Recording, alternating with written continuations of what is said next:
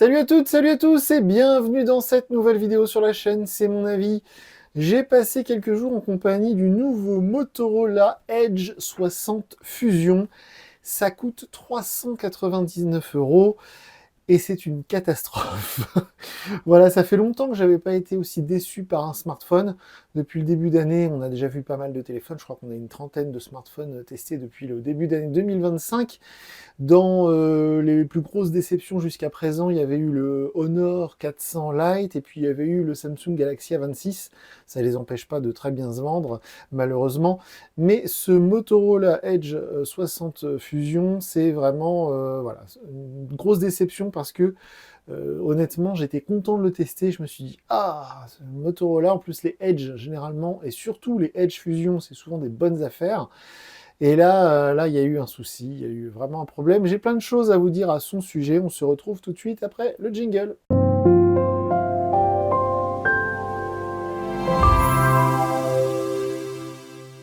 Alors bien sûr, tout ce que je vais dire est à remettre en face du prix, hein. C'est toujours l'élément déterminant. Depuis maintenant 8 ans que je fais cette chaîne YouTube, c'est le prix qui détermine tout. Si ce smartphone était vendu 250 euros, je vous dirais qu'il est très bien. Le problème, c'est que ça vient de sortir, ça coûte 399 euros, et je l'ai acheté chez Boulanger, chez qui ils font une remise, parce qu'ils font souvent ça chez Motorola sur les nouveaux modèles. Donc il est à seulement 350 euros. Hein, il est à 351 euros précisément, c'est le prix que je l'ai payé.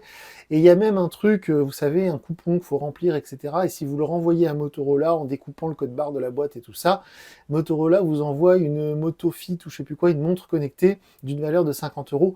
Parce que je suis persuadé qu'ils savent à quel point ils sont mal positionnés, il y a un vrai problème de tarification sur ce téléphone. Je pense que le téléphone était lancé dans les tuyaux chez Motorola depuis plusieurs mois et que quand ils ont vu janvier, février, mars, avril, tous les concurrents qui ont sorti des téléphones meilleurs à moins cher, ils ont dû se dire oh là là là là là là.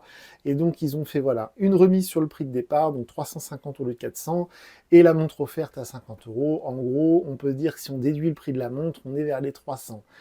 Si c'était vraiment le cas, je changerai un petit peu mon avis. Mais là, ce que je vais vous dire, ça concerne son vrai tarif de 400 euros.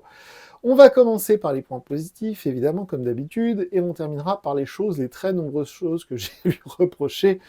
On va commencer par le design. Alors, malheureusement, il est un peu terne dans ce gris bleu, parce que c'était la seule couleur disponible maintenant tout de suite chez Boulanger. Mais sinon, il y avait d'autres coloris plus sympas. Alors, c'est vrai que chez Motorola, le design, c'est toujours cool. En tout cas, c'est toujours différent des concurrents. On a cette espèce de cuir synthétique qui est toujours assez agréable à l'arrière. Ça fait plusieurs années que c'est le cas maintenant. On a toujours cette espèce de bosse pour le module, les capteurs photo, le module photo, c'est toujours sympa aussi. Ce bleu est très joli, très élégant. On a vu dans la vidéo de déballage qu'il y a une coque en plastique rigide qui est fournie dans la boîte, donc tout le monde va mettre la coque. C'est plutôt un bel objet. C'est un objet qui est fragile parce qu'on a les nouveaux écrans incurvés là qu'on voit partout cette année, je sais pas pourquoi. C'est un bel écran, ça fait partie du tout du design, c'est un bel écran AMOLED 120 Hz, on peut bloquer sur 120 Hz, ça c'est plutôt cool. Il y a un taux de nits, donc un taux de luminosité, on va dire qui est correct en intérieur et qui devient très bon quand on est en plein soleil, donc ça aussi c'est plutôt cool. Et pour terminer sur l'objet en lui-même, le design, il ne fait que 180 grammes, donc ça c'est vraiment chouette. Et il est certifié IP68, donc il est étanche. Si vous le faites tomber dans l'eau, ça ne craint rien. Donc tout ça est plutôt positif. Si on rentre dans le vif du sujet, au niveau des performances, on a un processeur MediaTek Dimensity 7300. Vous le savez, si c'est du Dimensity, il y a la 5G, si c'est du Helio, il y a la 4G, donc la Dimensity 5G, pas de souci. Le problème, c'est que le MediaTek Dimensity 7300, c'est un processeur qu'on commence à voir partout, notamment sur un téléphone qu'on a testé il y a quelques jours sur la chaîne, et je vais essayer de faire un comparatif, un face-à-face entre ces deux smartphones sur notre chaîne secondaire, c'est mon avis 2.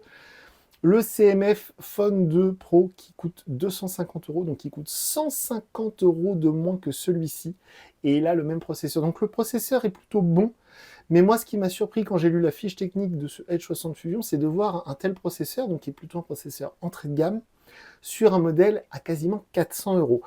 Je rappelle simplement que à ce prix-là, voire un peu moins cher, parce que c'est 379 euros, vous avez le Poco X7 Pro qui est équipé du MediaTek Dimensity 8400, donc un processeur qui est beaucoup plus puissant et qui coûte moins cher que ce smartphone. Donc pour vous dire à quel point le processeur, c'est pas que c'est un mauvais chipset comme on dit, mais c'est pas adapté un modèle à ce prix-là, à mon humble avis.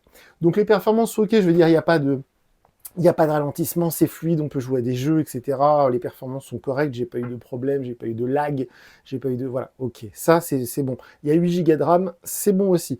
Je vous le disais, il est certifié IP68, donc il est résistant à l'eau. On a donc la 5G, j'ai testé la 5G, ça marche très bien, mais encore une fois, c'est lié au processeur, donc aucun problème de ce côté-là. Comme le CMF Phone 2 Pro, on est limité au Wi-Fi 6, donc c'est-à-dire à la bande 5 GHz. Je rappelle que le Wi-Fi 7, c'est la bande 6 GHz. Mais encore une fois, avec ce processeur, bah, c'est assez normal, hein. On a des haut-parleurs stéréo qui marchent très bien, ça c'est toujours le cas chez Motorola, bravo, même sur les modèles beaucoup moins chers, on a vraiment le son qui sort des deux côtés du téléphone et qui est très puissant, donc ça, bravo là-dessus. On a une bonne autonomie, on a une batterie de 5200 mAh, alors d'ailleurs dans un smartphone si fin et si léger, je sais pas trop comment ils ont fait, mais franchement bravo. 180 grammes pour 5200 mAh, c'est vraiment cool, l'autonomie est bonne, on tient facilement une journée sur une charge, aucun problème là-dessus. Et enfin, on termine les points positifs par les photos. On a un capteur 50 mégapixels qui est stabilisé optiquement. Et on a un capteur ultra grand angle. Vous le verrez par vous-même, je vous mets sous la vidéo le lien vers ma galerie Google Photos. Et vous verrez que les photos sont tout à fait correctes, voire plutôt bonnes. Le seul souci que j'ai avec les photos, c'est que parfois, il y a un petit temps de latence quand on clique sur le déclencheur. Et sur des modèles concurrents à ces prix-là, voire moins chers, je pense par exemple à l'excellent Xiaomi Redmi Note 14 Pro 5G qu'on trouve maintenant vers les 250 € sur des sites comme AliExpress. On avait un capteur photo 200 mégapixels stabilisé optiquement qui faisait de bien meilleures photos. Donc les photos sont correctes, pas pour un téléphone à ce prix-là. Si le téléphone était vers les 300 €, ce serait tout à fait correct. Tous les smartphones vers les 300 € ont des photos de ce genre-là avec un capteur 50 mégapixels. Le capteur ultra grand angle fait des photos également assez correctes. Donc si on s'arrête là, on se dit ok, bon smartphone, un peu cher, pourquoi tant de haine? Et donc là, on va commencer à enchaîner sur voilà, le point de bascule. Le point de bascule, pour moi, c'est la charge rapide. Alors vous allez me dire, ouais, mais d'habitude, tu adores les charges rapides. C'est le cas. On a une charge rapide 68 watts là-dessus, ça charge très fort, très vite. Moi, j'ai plein de chargeurs à la maison, j'ai pas encore le chargeur officiel Motorola 68 watts, il faut absolument que je le commande. Mais avec des chargeurs assez puissants, j'ai pu mesurer effectivement que ça se recharge très vite. En 30 minutes, on prend 50%, ça marche très bien. Le souci, et alors là commencent les ennuis, c'est que quand je fais mes petits trucs que je fais sur tous les smartphones que je teste et que vous voyez sur la chaîne, généralement, avant de faire ma première charge, pour tester réellement la puissance de charge, je vais dans les réglages de la batterie et je vais aller désactiver tous les trucs qui sont censés prolonger la durée de vie de la batterie. Parce que vous le savez, sur les smartphones récents, quand on charge le téléphone, que ce soit sur un Pixel, sur un iPhone, sur du Samsung, en fait, la batterie ne se recharge jamais vraiment à 100%. Elle se bloque, elle s'arrête toute seule vers 80-90 pour prolonger sa durée de vie, pour qu'elle dure plusieurs années. Donc généralement, moi, pour tester la capacité réelle de la batterie, je désactive toutes ces choses-là. Donc je vais dans le menu, et puis alors déjà le boost de charge, il est de base, il est désactivé, donc vous ne profitez pas des 68 watts, il faut aller l'activer, ok ? Et ça, on le voit souvent, malheureusement. Par contre, il y a un truc vraiment que j'ai un peu bugué. Je ne sais pas si vous allez voir, il y a marqué la charge est limitée à 80%. Bon, je me dis, c'est parce que le truc pour prolonger la durée de vie de la batterie, il est activé, donc je vais le désactiver. Donc, on va là-dedans, c'est déjà désactivé. Et si on va dans l'autre menu, parce que c'est un peu en doublon, c'est aussi ça qui m'a surpris. Donc, la fameuse charge optimisée qui utilise l'IA pour prolonger la durée de vie de la batterie, et qui va analyser vos habitudes d'utilisation, et une fois par semaine, la batterie se chargera à 100% pour l'étalonnage. D'accord ? Mais je voudrais le désactiver. Et en fait, c'est déjà désactivé. Pourquoi ? Parce que, et c'est la première fois que je vois ça dans un smartphone, en 8 ans d'existence de cette chaîne, on ne vous laisse plus le choix. C'est-à-dire qu'on se dit, on décide pour vous. En fait, c'est vraiment, maintenant, il y a l'IA, c'est plus intelligent que vous, messieurs, dames, laissez-nous faire, nous allons gérer pour vous votre batterie. Donc en fait, le truc, il est activé, on ne peut pas le désactiver, c'est comme ça. Donc déjà, c'est la première surprise, je me suis dit, mais qu'est-ce que c'est que ce délire ? Alors sachant qu'au moment où je découvre ça, cette histoire de la batterie, j'ai passé déjà toute une journée à paramétrer le téléphone. C'est-à-dire à faire la mise à jour, parce qu'il y avait une mise à jour qui était disponible, et chez Motorola, je ne sais pas pourquoi, ça met toujours une éternité à se télécharger et à s'installer. Donc une fois que c'est fait, au bout de 2-3 heures, le téléphone il redémarre, tout ça, machin. Autre problème, Google Play Store, c'est la première fois que je vois ça aussi en 8 ans d'existence de cette chaîne. Quand j'étais dans le menu de mise à jour du Google Play Store, j'ai eu un bug pendant plusieurs heures. Je ne pouvais pas mettre à jour les applications. Je n'avais jamais vu ça auparavant. J'ai été obligé de redémarrer le téléphone plusieurs fois pour réussir à relancer les mises à jour du Google Play Store. Je n'avais jamais vu ça auparavant. Et enfin, autre mauvaise surprise, puis après je vais vous dire d'autres trucs qui m'ont vraiment... c'est au niveau des installations d'applications sponsorisées. C'est-à-dire que le téléphone, quand vous le déballez la première fois, il y a déjà 5-6 applications sponsorisées ou préinstallées, des machins, c'est inutile. Bon, on peut les désactiver ou les désinstaller, on se dit ok, bon. Motorola, on les connaît, c'est un peu comme Xiaomi, ça fait plusieurs années qu'ils font ça, on se dit d'accord, ok.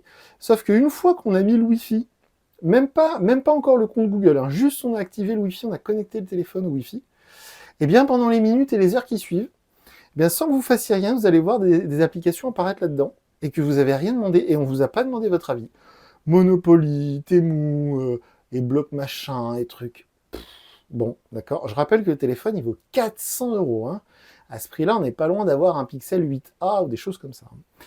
Donc, ok, bon, je dis, voilà, il y a plein de choses comme ça. Je me suis dit, d'accord, on va continuer gentiment. Et puis ensuite, vient le fait qu'une fois que la mise à jour dont je vous ai parlé, qui faisait quand même plusieurs gigaoctets, puis qui a mis longtemps à s'installer, le téléphone redémarre.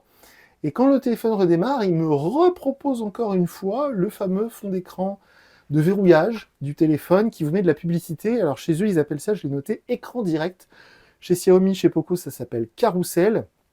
Donc c'est des photos pour votre fond d'écran de verrouillage qui vont changer toutes seules les photos au fur et à mesure de la journée. Un petit chat, des montagnes, une voiture, etc. Et sauf que sur ces photos, il y aura de la publicité. Alors moi j'avais déjà dit non une première fois, vous l'avez peut-être vu dans la vidéo de déballage, quand on allume le téléphone pour la première fois, il nous demande, je dis non. Il fait sa mise à jour et il nous redemande. Bon, ça commence à faire un peu beaucoup. Et alors ensuite vient toutes les optionnalités liées à l'IA. Et alors là, messieurs, dames, c'est du haut niveau. Alors là, chez Motorola, ils ont fait très fort. On a de l'IA partout. On a de l'IA, j'ai réussi à la désactiver. On avait de l'IA même dans le tiroir d'application. J'avais un prompt, comme ils disent, donc une case où on peut demander des trucs à Moto IA. On a un espace qui s'appelle Mon Journal. Donc dans le tiroir d'application, si on slide, on a Mon Journal, on a un flux d'actualité. Donc tout ça est censé être propulsé par l'IA en fonction de ce que vous allez faire. Donc si vous consultez des sites concernant le barbecue, l'IA va vous suggérer du contenu sur les barbecues. En fait, c'est de la publicité. Donc là, ça commence à faire vraiment, vraiment beaucoup. Donc tout ça, c'est purement software, on est bien d'accord. Hein. Pour l'instant, c'est pas vraiment le téléphone qui est mis en cause, même si... Donc ça on a vu, ça on a vu. Ah oui, un petit truc aussi. Vous savez, souvent sur les téléphones, voilà, moi je suis un peu casse-pied, j'aime bien quand on a le Always On Display. C'est les informations qui restent à l'écran en permanence. Donc l'écran il n'est pas noir, c'est-à-dire qu'il y a l'heure, il y a la date, il y a le pourcentage de batterie, ce genre de choses qui restent affichées en permanence. Bon, déjà, je suis content, sur des téléphones pas chers, maintenant, on commence à voir arriver ça. Rappelez-vous, le Magic Satellite de chez Honor, qu'on trouve maintenant vers les 300 €, il a le Always On Display. D'ailleurs, le Magic Satellite, il a un excellent appareil photo de 200 mégapixels, qui est peut-être meilleur que celui-ci. Et voilà, ça commence à se démocratiser, le Always On Display, sur les modèles entrée de gamme, en tout cas accessibles. 200, 300 €. Et bien là, à 400 €, on n'a pas le Always On Display. On ne peut pas laisser les informations en permanence affichées sur l'écran. Ok. Donc voilà, il y a plein de choses comme ça, mais vraiment, honnêtement, une déception énorme ce smartphone parce que, et là je vais essayer de synthétiser tout ça. On a donc un téléphone qui est plutôt joli, qui est plutôt compact, qui est plutôt léger, Android 15, un bon processeur, tout ça ok, mais le téléphone là, c'est un téléphone qui aurait dû être tarifé à 299 €. Auquel cas, c'est correct. C'est pas le meilleur de sa catégorie, mais c'est correct. Mais sortir ce téléphone-là, maintenant, en mai 2025, à 399 €, c'est aberrant. Franchement, c'est aberrant, je ne comprends pas. Quiconque va aller voir la fiche technique, va comparer avec d'autres téléphones moins chers. Je vous parlais du Honor Magic Satellite il y a un instant. Il y a aussi donc les fameux Nothing Phone, que ce soit le Nothing Phone 3A, le CMF Phone 2 Pro. On a vu aussi les excellents Poco X7 et X7 Pro, alors, qui le réduisent en bouillie dès qu'on fait le moindre comparatif.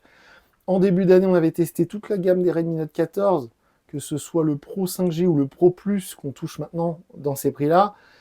Tout est meilleur. meilleure photo, meilleure performance, tout est meilleur. Always on display, beaucoup moins de publicité si vous achetez par exemple du Nothing, du CMF qui est quasiment, il n'y a même aucune pub du tout. Donc voilà, il y a beaucoup de choix sur le marché actuellement qui seront bien meilleurs que ça. Donc là, j'ai un énorme problème. J'ai un smartphone qui, intrinsèquement, n'est pas mauvais. Les bases sont là. On a un bon écran, les photos sont très correctes, l'autonomie est très correcte, ça se recharge plutôt vite, les performances sont plutôt correctes également. Mais dès qu'on regarde le prix, enfin moi en tout cas, c'est l'effet que ça m'a fait, je me suis dit, il y a une erreur. Ils se sont trompés, c'est pas possible. Et non, parce que quand on regarde sur les années précédentes, les modèles Fusion, Edge 50 Fusion, Edge 40 Fusion, etc., c'est toujours dans ces tarifs-là. Simplement, les années précédentes, la fiche technique était plus au niveau de ce qui se faisait à ce moment-là de la sortie. Là, cette année, je pense qu'ils se sont complètement fait dépasser par la concurrence, et genre, ils l'ont pas vu venir. Et même le Honor 400 Lite, que j'ai trouvé très moyen, il est meilleur que celui-ci, en tout cas il n'est pas moins bon, et il coûte 100 € de moins, donc c'est quand même délirant. Donc je suis désolé pour Motorola, mais là c'est vraiment la grosse déception pour l'instant depuis le début d'année. Sur une note sur 10, là c'est 5 sur 10, parce que c'est pas possible de demander 400 € pour une telle fiche technique. Et pour... Je rappelle quand même un tout petit détail, hein, mais le CMF Phone 2 Pro là, que j'utilise depuis plusieurs jours, que j'ai testé sur la chaîne et tout, il a quand même un zoom x2 téléphoto et tout. On a 3 capteurs sur le CMF Phone à 150 € de moins que celui-ci. C'est délirant, avec le même processeur, la même quantité de milliampères dans la batterie, avec la même quantité de mémoire vive, enfin, je veux dire, et beaucoup moins de pubs, enfin aucune pub même, hein, chez Nothing. Dieu sait que l'interface, je suis pas toujours très fan, mais au moins il y a zéro publicité. L'IA est beaucoup moins invasive que chez Motorola, enfin bref, si on fait le comparatif, que ce soit avec Nothing, CMF, ou alors avec le Poco X7 Pro, ou le Poco X7 Pro, je l'ai vu il n'y a pas longtemps sur Amazon à 349 €.